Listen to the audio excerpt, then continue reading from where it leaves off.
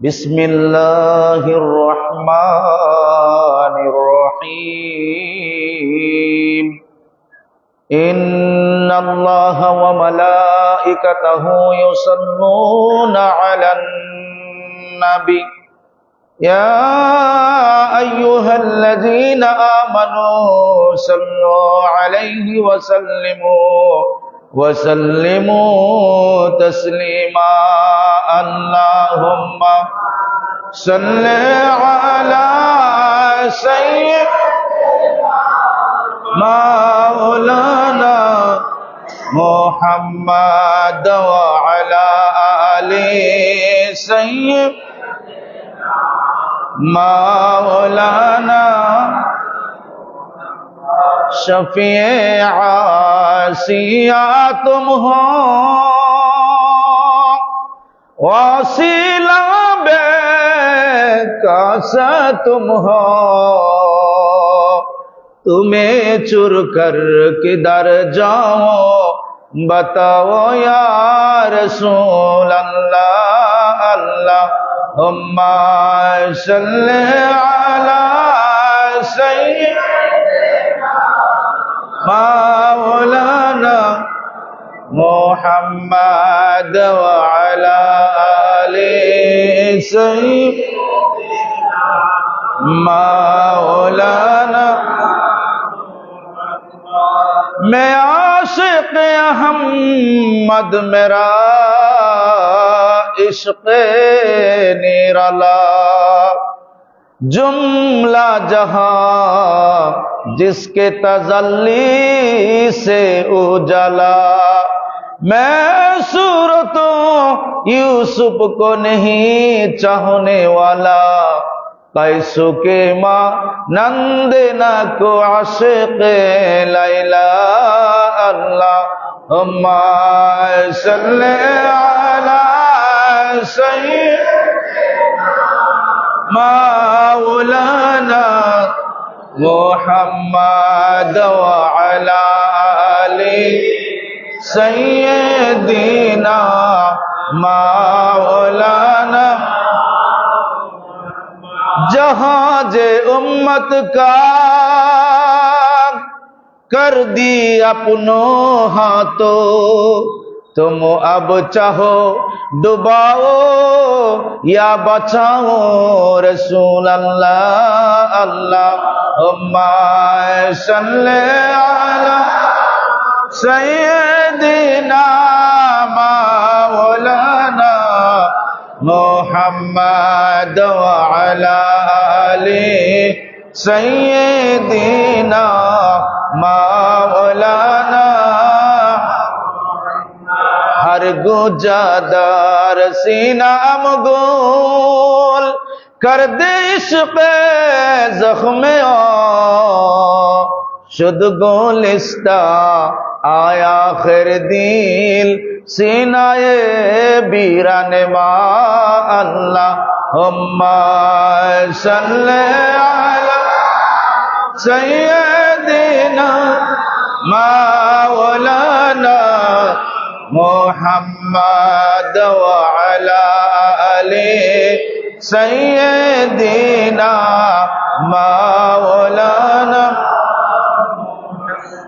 ऐसा आज दीन ईमान करदाने माबास दीनो ईमान इश्क़ ओ मुहम्मद ओ हुब्बे ओ दीने ओ मा अल्लाहुम्मा सल्ली अला सय्यिदना मौलाना मुहम्मद व अला आलि सय्यिदिना मौलाना आदम आलम कहता जब का चमकाया तेरा नूर इब्तिदा तुम ही हो मुब्तदाओ तुम ही हो, या हबीबी या शफी नजरों का फी हालती, तुम ही अव्वल है तुम ही आखिर है। अल्लाहुम्मा सल्ली अला सय्यिदिना मौलाना मुहम्मद व अला आले सय्यिदिना मौलाना। আলহামদুলিল্লাহ ওয়াসসালাতু ওয়াসসালামু আলা হাবিবিল কারীম ওয়া বাদ। আমরা আল্লাহ পাকের শুকরিয়া আদায় করছি। আল্লাহ পাক পবিত্র লাইলাতুন নিসফ মিন শাবানের রাতে আমাদেরকে পবিত্র এশারের সাথে জামাতের সাথে নামাজ আদায় করার তৌফিক দান করেছেন এবং আমরা নফল নামাজ আদায় করেছি, এজন্য আমরা বলি আলহামদুলিল্লাহ। সালাত এবং সালাম পাঠাচ্ছি প্রাণাদিক প্রিয় নবী রাহমাতুল লিল আলামিন দরবার আজম শরীফে। আল্লাহ যেন আমাদের পক্ষ থেকে নাম ধরে ধরে কবুল আর মঞ্জুর করে নেন, আমরা বলি আল্লাহুম্মা আমিন। আমার বন্ধুগণ, আমরা স্মরণ করছি মহামহিম পুত পবিত্র আহলে বাইত রাসূল খোলাফে রাশিদিন মাকবুল সাহাবা কেরাম আইম্মাতে দ্বীন জামে আউলিয়া কেরামদেরকে, ওনাদের উসিলায় যেন আল্লাহ পাক আমাদের শবে বরাতের নাজ নিয়ামত বরকত রহমত নাজাত বরাত দান করেন, বলি আল্লাহুম্মা আমিন। আমার বন্ধুরা, আমাদের মতো অসংখ্য মানুষ আছে রাস্তাঘাটে, এখন আছে না? সেও কলেমা পড়েছে। অনেকে আছে চা স্টলে দোকানদারি করে ব্যবসা বাণিজ্য নিয়ে পড়ে আছে, কিন্তু কলেমা পড়েছে, ঠিক না? আরো বিভিন্ন রেস্তোরাঁয় মাঠে ঘাটে দেখবেন রাস্তায় দিনটা ভুলে গেছে। তো তারা আর আমরা কি এক নেই? কোনোদিন এক না। কারণ যে মানুষটা নূর পেয়েছে, আলো পেয়েছে, আল্লাহর ইবাদত করে প্রিয় নবীর সালাত পড়ে মানে দুরূদ শরীফ পড়ে অন্তর মোহাব্বত জন্মেছে, প্রেম ভালোবাসা ভক্তি শ্রদ্ধা জন্ম নিছে, আর যে জন্ম নিছে না সে এক কখনো হতে পারে না। কারণ তার ভিতরে প্রিয় নবীর প্রেম ইশক মোহাব্বত জাগ্রত হয় সব সময়, কারণ সে আল্লাহর ক্ষমা প্রার্থনাকারী। আজকে আল্লাহ রাব্বুল আলামিন প্রিয় নবী রাহমাতুল লিল আলামিনকে বলেন, আমার বন্ধু, আপনার উম্মতেরা তো কম হায়াত পায়, আপনার উম্মতেরা হতাশ হয়ে যায়, আপনি কি চান বলেন আপনার উম্মতের জন্য? তো প্রথমে আল্লাহ পাক আরাফা দান করছেন আমাদের জন্য, সুবহানাল্লাহ বলবেন না? যে আরাফার রাত্রিতে যদি আমরা ইবাদত করি, কিতাবের মিজে লিখতেছে, আমি প্রায় কয়েক ডজন কিতাব পড়ার পরে আল্লামা শিহাবুদ্দিন জুহুরি ইমাম কাস্তুলানী রহমাতুল্লাহ আলাইহি, জবরদস্ত দরজার একজন আলেম, এবং যিনি মাওয়াহিবুল লাদুনিয়া লিখছে 4 খণ্ডে প্রিয় নবীর উপরে, এত চমৎকার ভাবে লিখছে, 32 প্রকারের সালাতু সালাম তিনি লিখেছেন, বলেন সুবহানাল্লাহ। এবং তিনি আপনার এমন একজন মহান ইমাম, বুখারী শরীফের সরা তিনি লিখেছেন। তিনি লিখতেছেন যে 4টা রাত্রিতে ইবাদত যদি করা হয়, প্রিয় নবীর হাদিস নকল করে বলতেছেন যে ঈদের 2 রাত্রি এবং শবে বরাত এবং শবে কদর, এই 5 রাত্রি থেকে 1 রাত্রিতে যে কোনো রাত্রিতে আল্লাহ শবে কদর দিতে পারেন, বলেন না সুবহানাল্লাহ? কথাটা মনে আমার বুঝতেছেন না আপনারা? মানে এই যে শবে বরাতের রাত্রিটা, এটা শবে কদরও হইতে পারে। নির্দিষ্ট করে যে রমজানের 26 তারিখ দিবাগত রাত্রে যে শবে কদর, এর মর্মে কোনো নির্দিষ্টতা নাই। কেউ বলে বেজুর রাত্রিতে হবে, আবার প্রায় অসংখ্য বাগা বাগা আলেম যাদের কাশ খোলা, আল্লামা ইমাম জালালউদ্দিন সুয়ুতী রাহিমাহুল্লাহ তাআলা আনহু, যিনি প্রিয় নবীকে জাগ্রত অবস্থায় 33 বার দেখছে, বলেন না সুবহানাল্লাহ? কয়বার দেখছে? নবীর সাথে মহাব্বত করে ইশক করে। আমার ভাইরা, আমি অনেক বয়ান আছে ছেড়ে দিই, করি না, আপনারা বুঝবেন না। বলে কেমনে কোন? হ্যাঁ, আমরা মনে করি লা ইলাহা ইল্লাল্লাহ জিকির করলেই হয়ে যায়, আর কিছু করলেই হয়ে যায় না। আপনার সবচেয়ে বড় জিকির হচ্ছে প্রিয় নবীর প্রশংসা করা, বলেন সুবহানাল্লাহ। হু আল্লাযী ইউসাল্লি আলাইকুম, যে ব্যক্তি প্রিয় নবীর সালাত এবং সালাম পড়ে প্রিয় নবীর প্রশংসা করে, আল্লাহ পাক কয় আমিও তাকে সালাম দিই, তার প্রশংসা করি। আরে আল কোরআনের কথা, এই কোরআনগুলি তাফসীরগুলি তো আমাদেরকে পড়ে শোনায় না, মানে কি বলে এটাকে আপনার প্রফেশনাল লেকচারার, এই জন্য এগুলি বলার সময় নাই। আর শ্রোতা হচ্ছে প্রফেশনাল। প্রফেশনাল মানে গেলাম, শুনলাম, কিছু আইলাম, শেষ। কিন্তু মূল কথা হচ্ছে আপনি যত প্রিয় নবীর জিকির করবেন, আল্লাহ পাক বলছেন এটা আমার জিকির হয়ে যাবে, সুবহানাল্লাহ।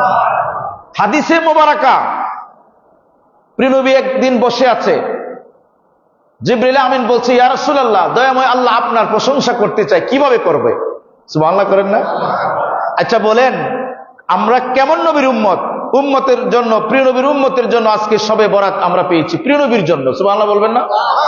আল্লাহ নিজে বলতেছে আপনার প্রশংসা কেমনে করলে আপনি খুশি থাকবেন। হাদিসে কুদসি, সহিহ হাদিস, আল্লামা ইমাম বাইহাকী রাহমাতুল্লাহ আলাইহি বয়ান করেছেন। এই হাদিসে মুবারাকার মধ্যে লিখছে যে, কাইফা রাফাআত ইয়া রাসূলুল্লাহ, ওগো আল্লাহর নবী, আপনার প্রশংসা আল্লাহ পাক কেমনে করলে আপনি খুশি থাকবেন? তো প্রিয় নবী কি বলছেন? কুলতু কালান নবী সাল্লাল্লাহু আলাইহি ওয়াসাল্লাম কুলতু আল্লাহু আলামু। প্রিয় নবী বলছেন, আমার প্রশংসা কিভাবে আল্লাহ পাক করবেন সেটা তো আল্লাহই ভালো জানেন। সুবহানাল্লাহ বলেন না? তখন জিবরিল আমিনকে বলছে, আমার বন্ধুকে বলো। আল্লাহ পাক ওহী করে দিলেন প্রিয় নবীর কাছে, জানিয়ে দিলেন যে আমার বন্ধু, কিভাবে আপনার জিকির করব আপনাকে আমি একটু শোনাই, আপনি যদি খুশি হন তাহলে এইভাবেই আপনার জিকির করব। জিকিরটা কি? যুকিরতু ফাইজা যুকিরতু যুকিরতা মাই। যখন আমার নাম স্মরণ করা হবে আর আপনার নাম যদি স্মরণ করা হয়, সেটা আমার স্মরণ হয়ে যাবে, আমার জিকির হয়ে যাবে। আপনার জিকির, আপনার আলোচনা, আপনার মহব্বতটাই আমার আলোচনা, আমার জিকির, আমার মহব্বত। বলেন সুবহানাল্লাহ। 63টা আয়াত আছে এই সম্পর্কে। কয়টা আয়াত? 63টা। আমি প্রায় 11টা তাফসীর দেখেছি। এই আয়াতে কারিমার ব্যাখ্যায় লিখেছেন, যদি কোনো ব্যক্তি প্রিয় নবীকে মহব্বতের নজরে একবার শুধু দেখে, সুবহানাল্লাহ বলেন না, তাহলে সে জীবনে জাহান্নামে যাবে না। একবার শুধু খালি দেখে। তাহলে যারা কলেমা পড়ছি আমরা, কলেমা, এই কলেমার কত পাওয়ার জানেন? 70টা খুনের মামলার আসামি দাহিয়াতুল কলব রাহমাতাল লিল আলামিনের দরবার আজম শরীফে এসে বলতেছে, ইয়া রাসূলুল্লাহ, ইয়া হাবিবাল্লাহ, আমি 70টা খুনের মামলার আসামি, আমি 70টা খুন করেছি ইয়া রাসূলুল্লাহ। সর্বশেষ যে খুনটি হলো, আমার আপন সন্তানকে আমি পাথরের আঘাতে আঘাতে জর্জরিত করে আমি তাকে দুনিয়া থেকে বিদায় করেছি ইয়া রাসূলুল্লাহ। আল্লাহ কি আমার গুনাহ ক্ষমা করবেন? আল্লাহ কি আমার ডাকে সাড়া দেবেন? প্রিয় নবী কষ্ট পেয়েছেন। তারপরে প্রিয় নবী বলছেন, রে দাহিয়াতুল কালবি, শোনো, তুমি যদি এমন গুনাহ করে থাকো যে গুনাহ গুনে গুনে শেষ করা যাবে না, আর যদি এখন তুমি কলেমা পড়ো, আমার উপরে ঈমান আনো, আল্লাহ পাক তোমাকে মাসুম করে দেবে, পবিত্র করে দেবে। বলেন সুবহানাল্লাহ। তাহলে আজকে শবে বরাত যতই গুনাহ করে থাকি আমরা, যদি কেউ শিরিকও করে থাকে, আজকে যদি ক্ষমা চাই, জীবনে শিরিক করব না। যদি কোনো মুশরিক আজকে ঈমান গ্রহণ করে, তা সেও আল্লাহর ওলি হয়ে যাবে। সুবহানাল্লাহ বলেন। আমরা কেমন নবীর উম্মত আমরা বুঝতেছি না। আমরা রেডিমেড উম্মত। রেডিমেড বুঝুন, ইসলামটা রেডিমেড পাইছি না। এই যে কাপড় রেডিমেড কিনে, কিন্তু দর্জির কাছে গেলে কাপড় মাপ দিলে একটু কষ্ট হয়, ঠিক না? কিন্তু আমরা রেডিমেড উম্মত, আমরা সব রেডিমেড পেয়েছি। আপনি জানেন, প্রিয় নবী এখনো আপনার জন্য কান্দে। এই আজকে শবে বরাত অনেক হম্বক অবাগা উম্মত আসবে না, নামাজ পড়বে না, ফতোয়া খুঁজবে। তুমি নবীকে ভালোবাসতে ফতোয়া খুঁজো, তোমার লজ্জা হয় না? যে এই প্রিয় নবীর কালা কালা রাসূলুল্লাহ সাল্লাল্লাহু আলাইহি সাল্লাম পড়ে তুমি আজকে আলেম, প্রিয় নবীর দাড়ি রেখে তোমাকে মৌলানা বলে, প্রিয় নবীর পাগড়ি পরে তুমি মৌলানা, প্রিয় নবীর পাঞ্জাবি টুপি পরে তুমি মৌলানা, প্রিয় নবীর হাদিস শরীফ পরে তুমি মৌলানা, প্রিয় নবীর উপরে কোরআন নাজিল হয়েছে এজন্য তুমি মৌলানা। এত কিছু পাইলা প্রিয় নবীর জন্য, এরপরে প্রিয় নবীর সালাতু সালাম পড়া যাইতো না, শবে বরাত নাই। বলেন নাউজুবিল্লাহ। তুমি কেমন মৌলানা? তুমি নবীর শান খুঁজতে দলিল খুঁজো না। আমার ভাইরা, আমি আপনাদেরকে কষ্ট দিচ্ছি না, আমি শুধু এইটুকু বলবো, শবে বরাতের মূল উদ্দেশ্য হচ্ছে আল্লাহ এবং রসুলকে রাজি খুশি করা। সুবহানাল্লাহ। আপনি কইবেন সবাই তো কয় আল্লাহরে খুশি করতাম, তা আপনি যদি কইলেন রাসূলকে কোরআনে আছে, তারা কোরআন পড়ে না, আমার কাছে নিয়ে আসবেন, আমি দেখাই দেব। প্রায় 13টা আয়াতে কারিমার মাঝে আছে, আল্লাহ বলে মিন ফাদলিল্লাহি ওয়া রাসূলিহি, আল্লাহর ফজল এবং রসুলের ফজল। বলেন সুবহানাল্লাহ। ফাসায়ারাল্লাহু আমালাহু ওয়া রাসূলুহু, হাবিব সাহেব কোরআনে আছে না? ফাসায়ার আল্লাহু, অতঃপর আল্লাহ তোমাদের আমল দেখেন, ওয়া রাসূলুহু, এবং রাসূলও তোমাদের আমল দেখেন। বলেন সুবহানাল্লাহ। কোরআনে আছে না? না বানোয়াটি বলছি? বানোয়াটি না আমার বন্ধুরা। মা আয়েশা রাদিয়াল্লাহু তাআলা আনহা বলতেছেন, আমি দেখলাম প্রিয় নবী রাহমাতাল লিল আলামিন দাঁড়িয়ে রইলেন, নামাজ পড়তেছেন। আমি প্রিয় নবীর হাত মোবারকে হাত দিলাম, পা মোবারকে হাত দিলাম, দেখলাম তিনি নড়াচড়া করেন না। আমি ভাবতেছি, না জানি প্রিয় নবী দুনিয়া থেকে বিদায় নিয়েছে। আমি পেরেশান হয়ে গেলাম। অনেকক্ষণ পর্যন্ত কদম মোবারক ফুলে যেত নামাজ পড়তে পড়তে। তখন মা আয়েশা রাদিয়াল্লাহু তাআলা আনহাকে জিজ্ঞেস করতে, সহিহ হাদিস, আল্লাহ নবী রাহমাতাল লিল আলামিন মা আয়েশা সিদ্দিকা রাদিয়াল্লাহু তাআলা আনহাকে বলছেন, ওগো আমার আয়েশা, আপনি কি জানেন আজকের রজনীটির নাম কি? মা আয়েশা বলে, ইয়া রাসূলুল্লাহ, ইয়া হাবিবাল্লাহ, আপনি তো মাসুম, আপনার তো কোনো গুনাহ নাই। ইয়া রাসূলুল্লাহ, ইয়া হাবিবাল্লাহ, আপনি এত আমল করেন কেন, এত ইবাদত করেন কেন? বলেন সুবহানাল্লাহ। ইয়া রাসূলুল্লাহ, ইয়া হাবিবাল্লাহ, আপনার কদম মোবারক ইবাদত করতে করতে আপনি ফুলিয়ে ফেলছেন, সারা রাত্র আপনি শুধু ইবাদতই করতেছেন। আল্লাহর নবী রাহমাতাল লিল আলামিন, প্রাণের নবী, প্রিয় নবী ইরশাদ করেন, ওগো মা, ওগো আয়েশা, আজকের রাত্রিটা হচ্ছে শবে বরাতের রাত্রি, লাইলাতুন নিসফু মিন শাবানের রাত্রি। ইয়া রাসূলুল্লাহ, আপনি ইবাদত করেন কেন? আপনার তো ইবাদত করার কোনো দরকার নাই। আল্লাহর নবী রাহমাতাল লিল আলামিনের দয়ার নবী, দয়ার সাগর, প্রেমে ঢেউ উঠে গেছে। প্রিয় নবী বললেন, আমার আয়েশা, কিয়ামতের ময়দানে, ভয়াল ময়দানে আমার অনেক আশেক থাকবে, অনেক নামাজ পড়বে না, রোজা রাখবে না, তারা শুধু আমাকে মানবে, শুধু আল্লাহকে মানবে, যাররা পরিমাণ ঈমান তাদের মাঝে থাকবে। তাদেরকে যখন জাহান্নামে দেওয়া হবে, ওগো আয়েশা, আমি নবী বরদাস্ত করতে পারবো না। আমি বেশি বেশি আমল করি, কাল হাসরের দিন আমার গুনাহগার উম্মতের পাল্লার মাঝে আমার আমলটা আমি রেখে দেব। বলেন সুবহানাল্লাহ। প্রিয় নবীর আমলের কোনো দরকার নাই, কারণ প্রিয় নবী রাহমাতাল লিল আলামিন কিন্তু আমাদেরকে শিক্ষা দিয়েছেন, এই শবে বরাতে প্রিয় নবী নামাজ পড়তে পড়তে প্রিয় নবীর কদম মোবারক ফুলিয়ে ফেলতেন। সুবহানাল্লাহ। তাহলে মূল শবে বরাত আমরা বুঝি না। মূল শবে বরাত হইল খালি নবীর দুরূদ শরীফ পড়া। সুবহানাল্লাহ বলেন না? হযরতে আর আল্লাহর কাছে ক্ষমা চাওয়া। আল্লাহুম্মা ইন্নী আফুন, আল্লাহ বলে, আল্লাহুম্মা ইন্নাকা আফুন, আল্লাহ তুমি তো ক্ষমাকারী, ক্ষমা করনে ওয়ালা, তুহিব্বুল আফওয়া, যারা ক্ষমা চাই তুমি ক্ষমা করতে ভালোবাসো, ফাফু আন্নি, আল্লাহ তুমি আমাদের সকলকে ক্ষমা করে দাও। বলেন আল্লাহুম্মা আমিন। প্রিয় নবীর দরবারে কাব, একজন বিশাল বড় সাহাবী, অনেক জলিলুল কদর সাহাবী, প্রিয় নবীর শানে কবিতা লিখছে, কুৎসা রটনা করছে, বেয়াদবি লিখছে প্রিয় নবীর শানে। এখন প্রিয় নবী অর্ডার দিয়েছে, অর্ডার এসেছে যে তাকে, তার মাথা দ্বিখণ্ডিত করে ফেলবে। প্রিয় নবীর শানে মন্দ কথা বলেছে। তো কাব তিনি গা ঢাকা দিয়েছে। একবার সকালে ফজরের নামাজের পরে হযরতে কাব রাদিয়াল্লাহু তাআলা আনহু প্রিয় নবীর চাদর মোবারকে ধরলেন, ধরে বললেন, ইয়া রাসূলুল্লাহ, এই কাব যদি আপনার কাছে এসে ক্ষমা চায়, ক্ষমা ভিক্ষা চায়, প্রিয় নবী আপনি কি ক্ষমা করবেন? ইয়া রাসূলুল্লাহ, আমি বেয়াদবি করেছি, অন্যায় করেছি, ক্ষমা কি করবেন? প্রিয় নবী দু চোখের পানি মোবারক ফেলে দিলেন, বললেন, ও কাব, তুমি আমাকে গালি দিয়েছো, তুমি বুঝো নাই, এখন বুঝেছো, আসো তোমাকে কলেমা পড়ে দিই। কলেমা যখন হযরত কাব পড়লেন, প্রিয় নবী বললেন, তুমি মাসুম হয়ে গেছো। বলেন সুবহানাল্লাহ। আচ্ছা আপনারা বলেন তো, সাহাবা کرام দুঃখ পাইলে, কষ্ট পাইলে, দোয়া মাফ করলে আল্লাহর কাছে চাইতোনি ডাইরেক্ট, কারণ প্রিয় নবীর দরবারে আসতো? তো কোরআনে আছে প্রিয় নবীর সালাতু সালাম আমাকে আপনাকে পড়তে হবে। আজকে লাইলাতুন নিসফু মিন শাবান, আমরা বেশি বেশি ইস্তিগফার করব, বেশি বেশি সালাত আদায় করব, প্রিয় নবীর সালাতু সালাম পড়ব।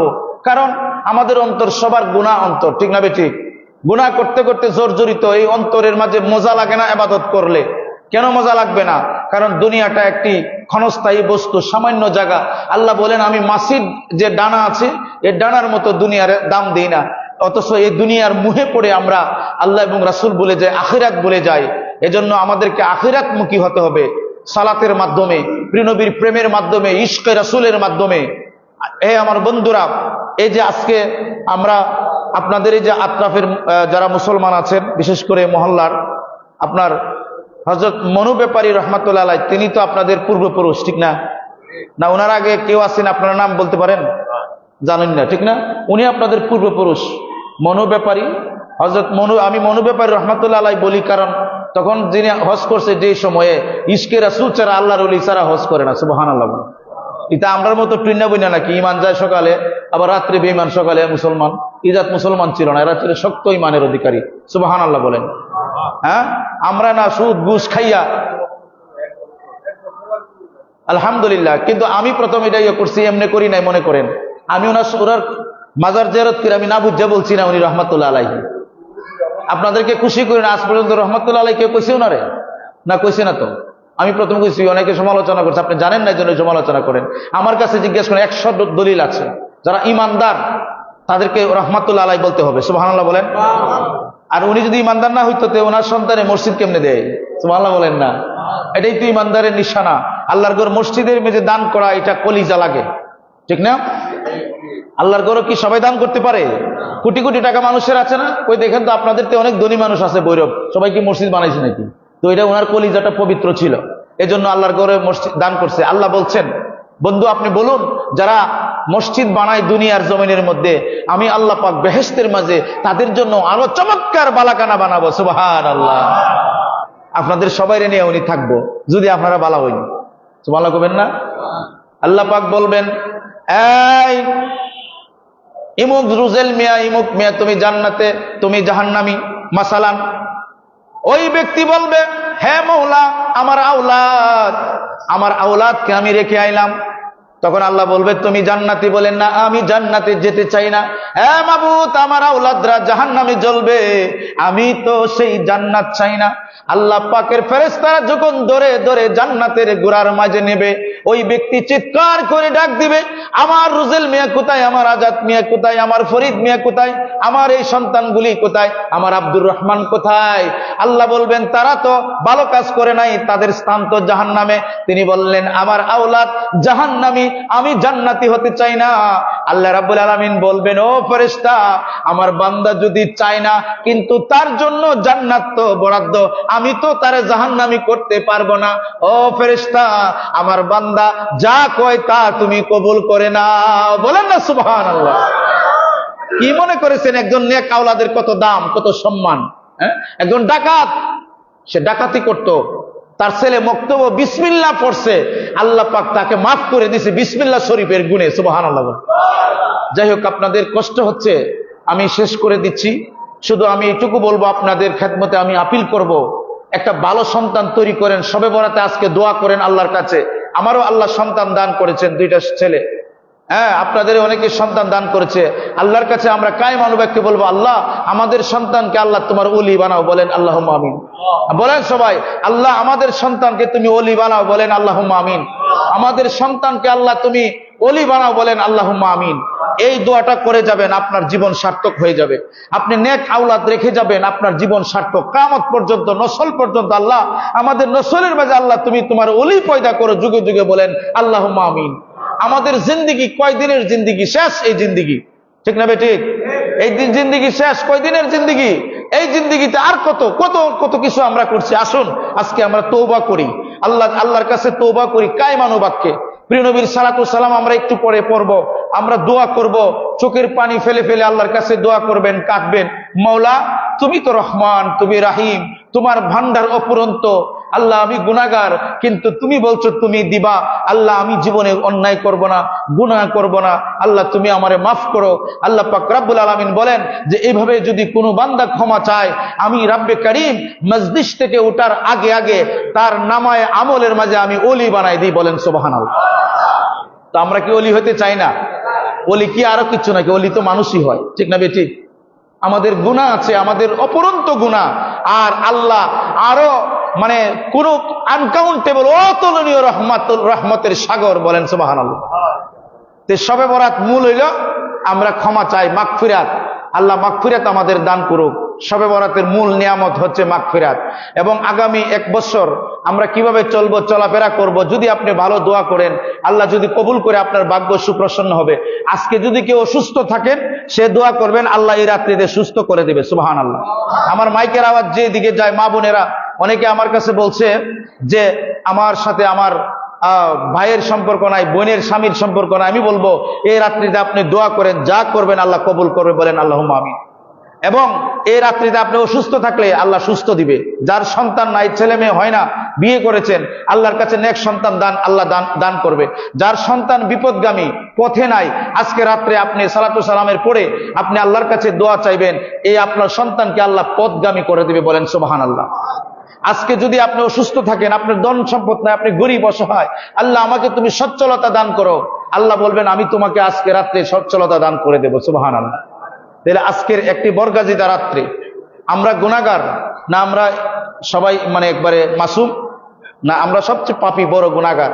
আমরা সবচেয়ে পাপী গুনাহগার। এজন্যই আল্লাহ পাক বলছেন যে যতই গুনাহ করবে কেন তোমরা লা তাকনাতু মির রাহমাতিল্লাহ, আমার রহমত থেকে তুমি নিরাশ হয়ো না বান্দা। আমি এমন রহমান, আমি এমন রহিম, তুমি যদি আমার নামটা খালি নেও ইয়াকিনের সাথে আমি তোমারে মাফ করে দেব। সুবহানাল্লাহ। আর দোয়া চাইলে তো সারছে, দোয়া করলে তো আরো মাফ করে দেব। একবার যদি আপনি রাস্তা দিয়ে বলেন আল্লাহ তুমি আমারে ক্ষমা করো, আল্লাহ বলে এটাই যথেষ্ট, আমি তোরে ক্ষমা করে দিলাম। তো ইয়াকিন রাখতে হবে দিলের মাঝে। কথা বুঝতে পেরেছেন? আজকে রাত্রিতে আমি জুম্মাবারে আলোচনা করছিলাম, মা বাবার সাথে যদি কেউ খারাপ করে থাকেন মাপ চেয়ে নেবেন, আর নাহলে দোয়া করবেন না। জিনাকর, সুদকর, ঘুষখোর, আজকে দোয়া করবেন যে আল্লাহ যদি কেউ এরকম অভ্যাস থেকে থাকে আমি আর এটা করব না, দেখবেন আল্লাহ আপনাকে ক্ষমা করে ওই যে পাপ করছেন এগুলিকে আল্লাহ নেকে পরিপূর্ণ করে দেবে। সুবহানাল্লাহ।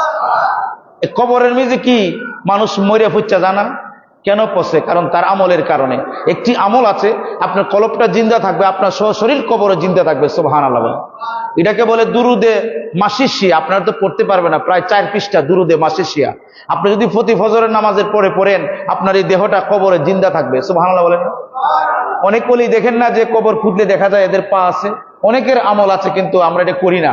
তো চেষ্টা করবেন এই আমলটুকু করার, কারণ নেক আমল যদি না করেন তাহলে আপনার সমস্যা আছে, আপনার বিপদ আছে, আপনার সন্তানগুলি মানুষ হইতো না, অর্থ সম্পদ কাজে লাগবে না।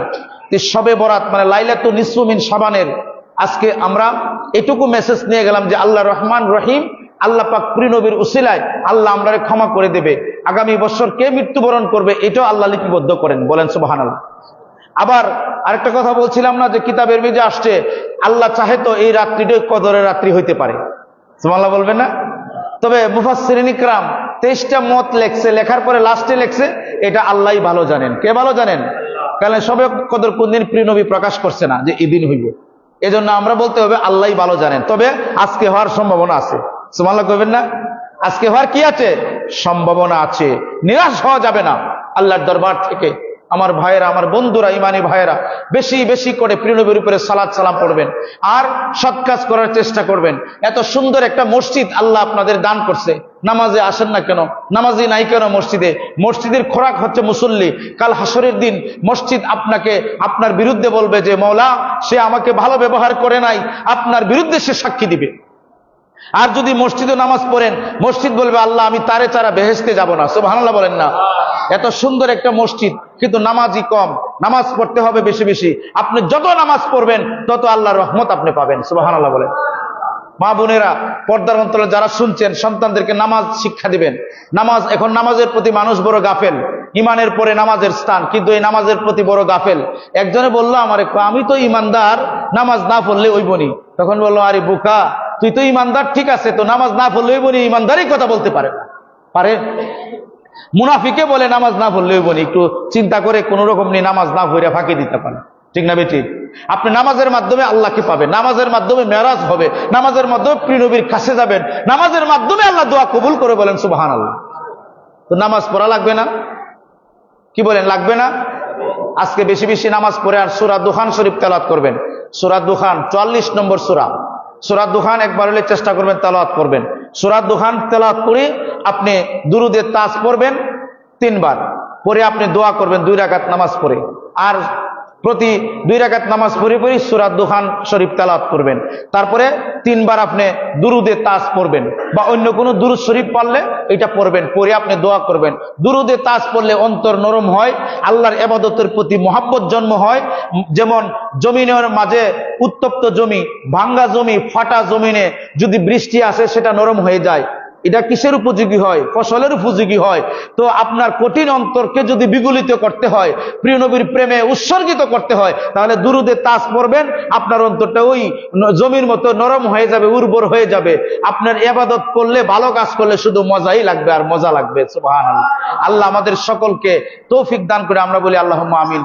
আমরা একটু জিকির করব, তারপরে মিলাদ শরীফ শুরু করব।